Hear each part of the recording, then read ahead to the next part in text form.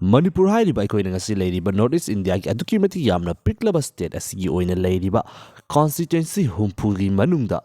Kuntra and a boat kaduna Manipur Assembly asibu majority fangduna Leingak paiduna leiramba BJP party ki luchingba sing asigi maikei degi anauba chief minister ama khanma ngamlaktabadagi center gi maikei degi hauzik Manipur hairiba state asida president rule impose tawrakre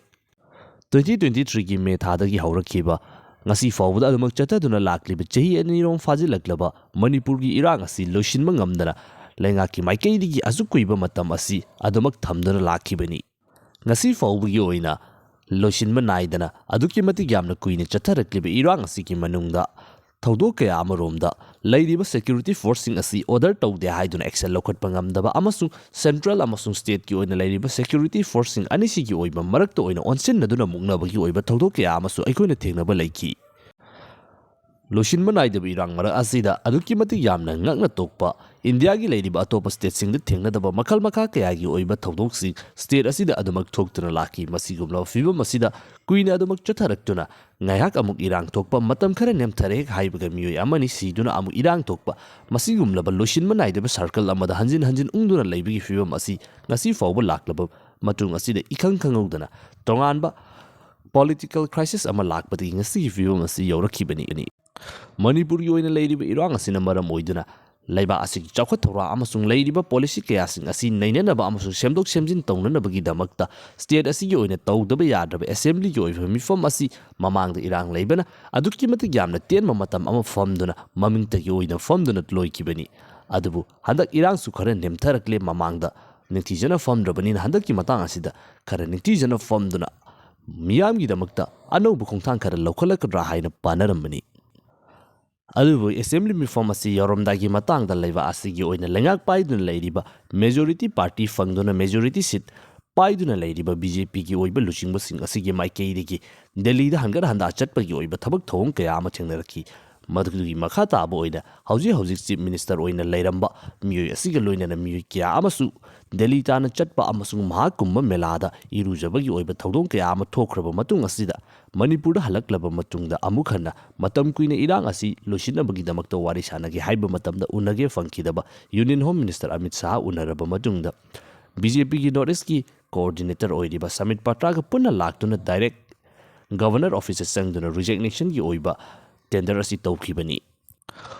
Manipur gi oina leiriba assembly gi sit humpugi manungda sit manga khak paiduna leiriba opposition party oiriba congress ki side gi no confidence motion bukhalakani haibagi wafum ama leiringai amasung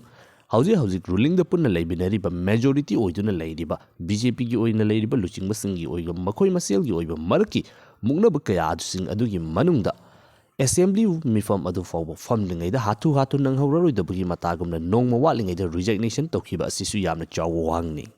Masigi matungda lemahuriba luchingba kayasing asiga Nordic coordinator oiriba Samit Patra ga hanjin unaduna governor ga amuk unaduna wari watai ke ama sanaraba matungda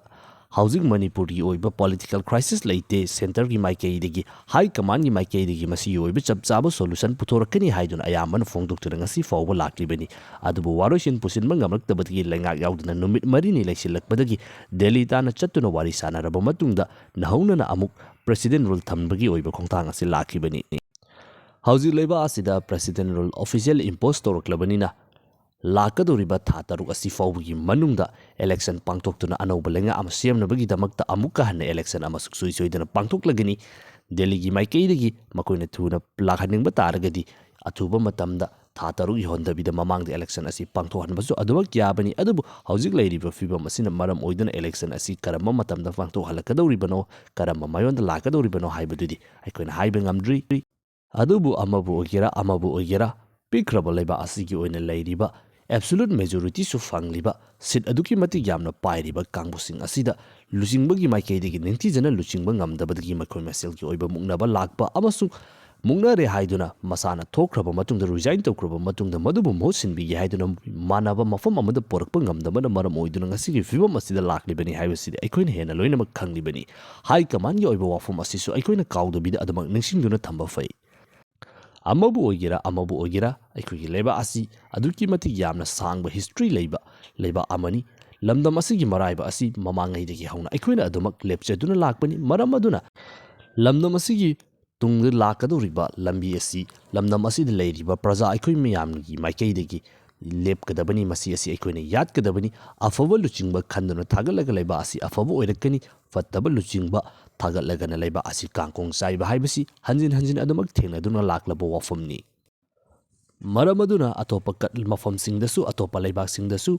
ꯂꯝꯗꯝ ꯑꯗꯨꯗ ꯂꯩꯔꯤꯕ population ꯑꯗꯨꯅ ꯃꯈꯣꯏꯒꯤ ꯂꯝꯗꯝ ꯑꯗꯨꯒꯤ ꯃꯔꯥꯏꯕꯛ ꯂꯦꯞꯄꯒꯨꯝꯅ ꯑꯩꯈꯣꯏꯒꯤ ꯂꯩꯕꯥꯛ ꯑꯁꯤꯒꯤꯁꯨ ꯇꯨꯡꯗ ꯂꯥꯛꯀꯗꯧꯔꯤꯕ ꯂꯝꯕꯤ ꯑꯁꯤ ꯂꯝꯗꯝ ꯑꯁꯤꯗ ꯂꯩꯔꯤꯕ ꯄ꯭ꯔꯖꯥ ꯃꯤꯌꯥꯝꯁꯤꯡꯒꯤ ꯃꯥꯏꯀꯩꯗꯒꯤ ꯄꯨꯟꯁꯤꯟꯗꯨꯅ ꯂꯦꯞꯄ ꯍꯥꯏꯕꯁꯤ ꯑꯗꯨꯃꯛ ꯃꯊꯧ ꯇꯥꯔꯕꯅꯤ ꯃꯁꯤ ꯑꯩꯈꯣꯏꯒꯤ ꯇꯧꯗ꯭ꯔꯕ ꯌꯥꯗꯕ ꯊꯕꯛꯁꯤꯡꯅꯤ ꯃꯔꯝ ꯑꯗꯨꯅ ꯑꯣꯏꯅꯤꯡꯕ ꯑꯣꯏꯖꯁꯅꯨ ꯑꯩꯈꯣꯏꯒꯤ ꯑꯣꯏꯅꯗꯤ ꯍꯥꯟꯅꯗꯒꯤ ꯂꯥꯛꯂꯤꯕ ꯑꯐꯕꯁꯤꯡ ꯑꯗꯨꯒ ꯇꯨꯡꯗ ꯂꯥꯛꯀꯗꯧꯔꯤꯕ ꯃꯇꯝ ꯑꯁꯤꯗꯁꯨ ꯑꯐꯕ ꯑꯣꯏꯔꯛꯅꯕ ꯑꯩꯈꯣꯏꯒꯤ ꯑꯣꯏꯕ ꯁ꯭ꯇꯦꯠ ꯑꯁꯤꯒꯤ ꯑꯣꯏꯕ ꯀꯥꯟꯅꯒꯗꯕ ꯑꯥꯏꯗꯤꯌꯥ ꯑꯣꯐ ꯃꯅꯤꯄꯨꯔꯒꯤ ꯑꯣꯏꯅ ꯂꯩꯔꯤꯕ ꯃꯥꯏꯀꯩ ꯑꯁꯣꯝꯗ ꯃꯈꯥ ꯇꯥꯅ ꯄꯨꯗꯨꯅ ꯆꯠꯄ ꯍꯥꯏꯕꯁꯤ ꯑꯩꯈꯣꯏꯒꯤ ꯊꯧꯗꯥꯡꯅꯤ ꯍꯥꯏꯕ꯭ꯔꯥ ꯑꯩꯈꯣꯏ ꯂꯩꯄꯥꯛꯀꯤ ꯌꯣꯡ ꯃꯟꯇ꯭ꯔꯤ ꯒꯙꯥ ꯃꯟꯇ꯭ꯔꯤ ꯎꯆꯤ ꯃꯟꯇ꯭ꯔꯤ ꯍꯧꯗꯣꯡ ꯃꯟꯇ꯭ꯔꯤꯁꯤꯡꯁꯤꯅ ꯆꯤꯇ꯭ꯔꯀꯨꯞꯇ꯭ꯔ ꯃꯀꯣꯟꯗ ꯆꯠꯂꯨꯔꯒ ꯀꯨꯁꯤꯔꯥꯁꯤ ꯇꯧꯕ ꯌꯥꯅꯔꯕ ꯑꯥꯏꯟ ꯃꯆꯥ ꯑꯃꯅ ꯕꯣꯄꯣꯟ ꯂꯥꯛꯑꯒ ꯔꯥꯖ ꯚꯕꯣꯟꯗ ꯊꯝꯕꯗ ꯍꯧꯗꯣꯡ ꯃꯟꯇ꯭ꯔꯤꯅ ꯍꯣꯒꯥꯏꯅ ꯎꯆꯤ ꯃꯟꯇ꯭ꯔꯤꯅ ꯍꯣꯠꯇꯣꯛꯈꯤꯕꯗꯒꯤ ꯁꯔꯀꯥꯔ ꯏꯀꯥꯏ ꯀꯥꯔꯦ ꯏꯍꯣ ꯍꯣꯔꯦ ꯁꯤꯅꯤ ꯑꯗꯨꯃꯥꯏꯅ ꯍꯥꯏꯕ꯭ꯔꯥ ꯃꯟꯇ꯭ꯔꯤ ꯃꯁꯦꯟ ꯀꯛꯆꯤꯡ ꯃꯍꯨꯝ ꯃꯨꯟꯅꯕꯒꯤ ꯊꯥꯡ ꯁꯟꯅꯔꯛꯄꯗꯨ ꯃꯟꯇ꯭ꯔꯤ ꯃꯄꯤꯅ ꯄꯤꯌꯥꯔ ꯊꯝꯈꯤꯗꯅ ꯃꯟꯇ꯭ꯔꯤ ꯃꯈꯩ ꯂꯣꯡꯗꯥ ꯇꯥꯔꯦ